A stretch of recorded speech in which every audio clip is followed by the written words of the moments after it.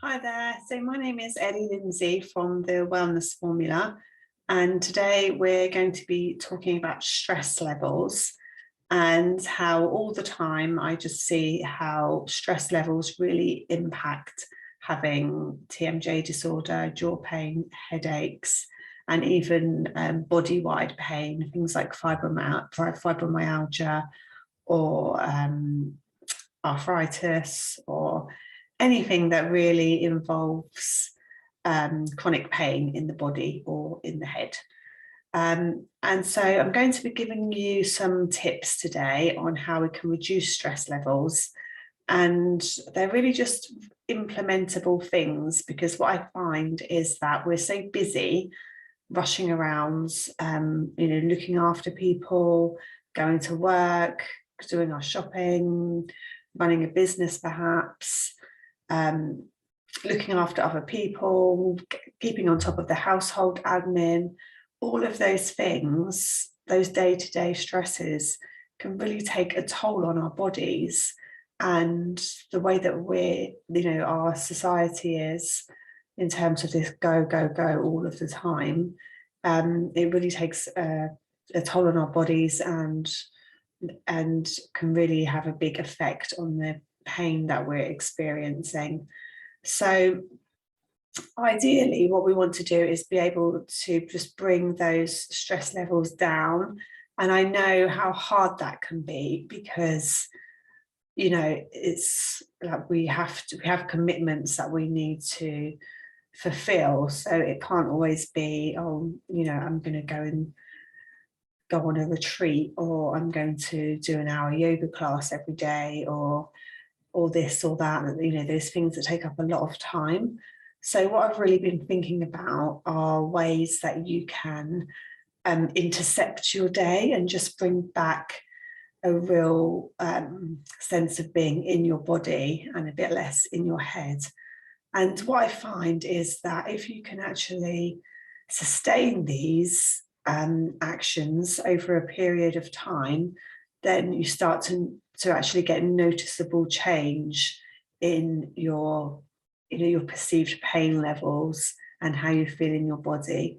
And the interesting thing is that there has been more and more research now that shows that chronic stress, which is how most of us live our lives, actually increases inflammation through the body.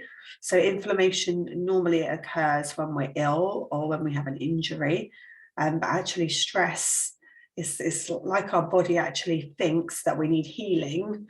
When we don't, it's just stress that we've created in our head, and it therefore creates this inflammation response, which is really key to a lot of pain conditions. So I've put together 5 things that I hope will really help you just to take into your day. So give them a go and let me know how you get on. Number 1 is, when you wake up in the morning, keep a stack of Post-its by your bed. When you wake up in the morning, close your eyes for a few minutes or a few seconds if you haven't got a few minutes before you need to be up and about, and think about what you might want to write on that Post-it to remind yourself through the day. So Marissa Peer, who's really great on this kind of thing, you can find her on Instagram. She really popularized the phrase "I am enough," and she had people writing it on their mirrors and their lipstick and things like that. So I think that's a really great one. Just writing on a Post-it, or you can write it on your mirror if you like, but if you want a bit less cleaning later, you can write it on a Post-it and stick it on your mirror or on your fridge or on your desk. So if you can't think of one, go with that. I am enough. If something else occurs to you, then write down whatever you feel would be a really good reminder for you. And then just put it somewhere where you're going to see it throughout your day and be reminded of that. It might be somewhere, in your hallway, so you see it when you get home from work, or at your desk if you're working at home. So that's the first thing, is a Post-it note with a reminder. The second thing is to try a walking meditation. Now, most of us walk somewhere, even if it's only to the shop, you know. So have a look on YouTube and search for a walking meditation. And just if it takes you 5 minutes to walk to the shop and back, find one that's only 5 minutes long. If it takes you 10 minutes, then find a 10-minute one. These are really great just to get you out of your head and back into your body, just for that 5 or 10 minutes. And as it's a walking meditation, you don't need to really allow yourself a certain amount of time to sit down and meditate. It's something that you can actually just incorporate easily into your day. So that's the second one, is the walking meditation. And the third one is to actually pay some attention to your breath. Now, this doesn't have to, again, be a long-lasting exercise. You can do this in a few seconds. So when you do feel overwhelmed, or you feel that stress levels might be rising, maybe children are asking you a lot of questions, or you're driving and there's somebody driving not very well, or anything like that, any of those little things in the day that can really add up to this overall feeling of stress and overwhelm that we get. And what I'd like you to do in that time is, if you're able to close your eyes, close your eyes. If you're not, if you're driving, obviously, then don't. But just pay attention to your breath. So try and just put any thoughts that you have or any feelings that you have on hold, and just think, where can I feel my breath? And just pay attention, even if it's for 10 seconds.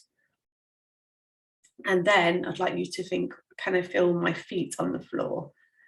And I'd like you to just feel where your feet are, even if they're not on the floor. Let's just feel, where are my feet?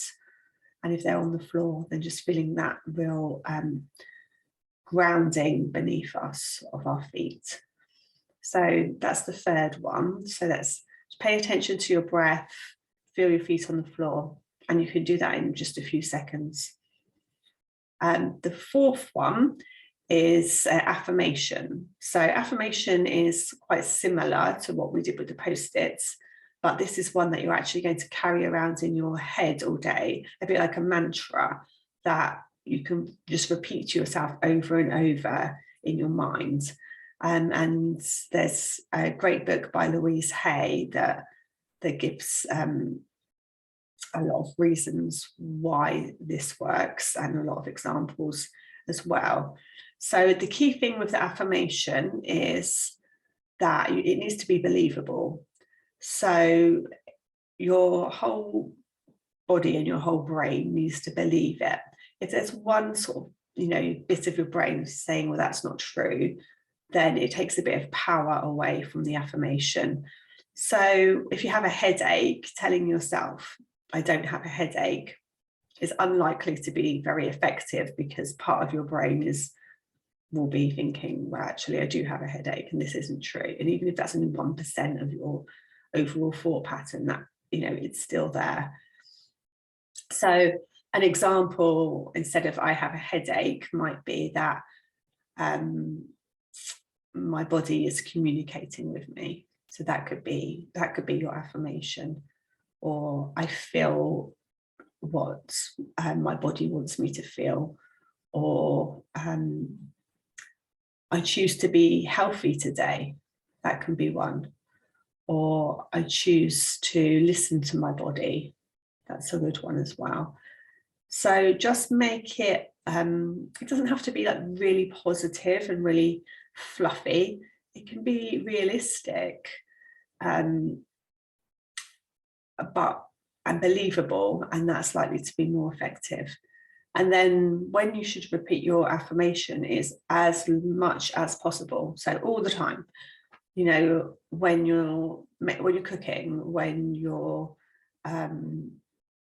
doing the school run, when you're at work, when you're shopping, all the time, as often as you can, just repeat it over and over in your head.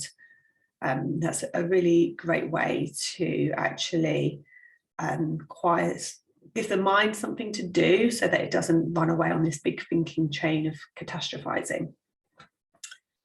Okay, so have a go at that one. And the last one is the bedtime routine.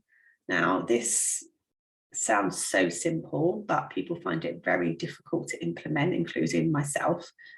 And so what I'd really like you to do for this is to actually keep it really simple. So just give yourself 5 minutes before you go to sleep to do something for yourself. And that one of the things that I find really helpful is just to have a journal by your bed, just a notepad is fine. And just write down a couple of lines in the notepad about anything that's on your mind. And what that tends to do is just get that out of your mind onto the paper. And it just means that when you go to sleep, you're no longer processing those thoughts anymore. These don't have to be positive thoughts. They can be really negative. They can be complaints. They can be irritations. Just get them down on a piece of paper. And then do something physical with your body. So a great thing to do is just to give your feet a quick rub, like a quick massage with a little bit of foot balm or oil or something like that. So just to write everything down and then get back into your body before you go to sleep. It's really good for calming the mind. So that's the 5 things that I'd really like you to try. I think it's doable to get them all into a day. And the key thing is that they are sustainable. So they're not things that take up a lot of your time and you start doing and then the next day you haven't got time for it. So just to go over them again, the first one was the post-it in the morning. The second one was the walking meditation. So perhaps just look a few of those up in advance. The third one was the breathing and feeling grounded on the floor. And the fourth one was the affirmation. And the fifth one was this little bedtime routine for yourself. So give them a go and let me know how it goes. You can send me an email and let me know how hard or how difficult, how easy that was to implement into your day. Okay, speak soon.